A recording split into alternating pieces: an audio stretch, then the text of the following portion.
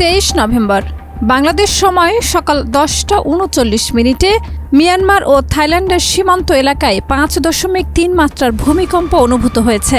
ভূমিকম্পের কেন্দ্র বার্মার দাওয়ে এলাকায় ছিল, যা বাংলাদেশ থেকে প্রায় 267 কিলোমিটার দূরে অবস্থিত।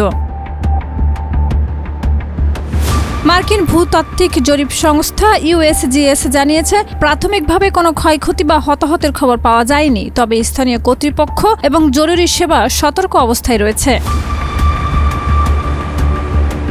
21 নভেম্বর বাংলাদেশে আঘাত হানা 5.7 মাত্রার এক শক্তিশালী ভূমিকম্পে অন্তত 10 জনের প্রাণহানি ঘটে।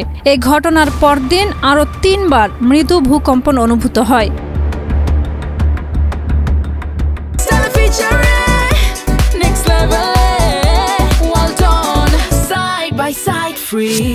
ভারতের ভূকম্পনবিদ্যা সংস্থা NCS জানিয়েছে, মিয়ানমারেও 22 নভেম্বর 3টি ভূমিকম্প অনুভূত হয়। বাংলাদেশ সময় সকাল 6:41 এবং 7:19 যথাক্রমে 3.5 ও 3.7 মাত্রার কম্পন আঘাত হানে।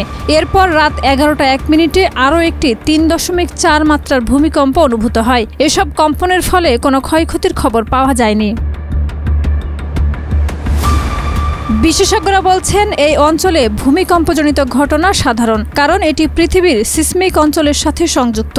তাই স্থানীয়রা সতর্ক থাকলেও বড় ধরনের বিপদ অপেক্ষাকৃত কম। শাহিদা রুবি, মাই টিভি।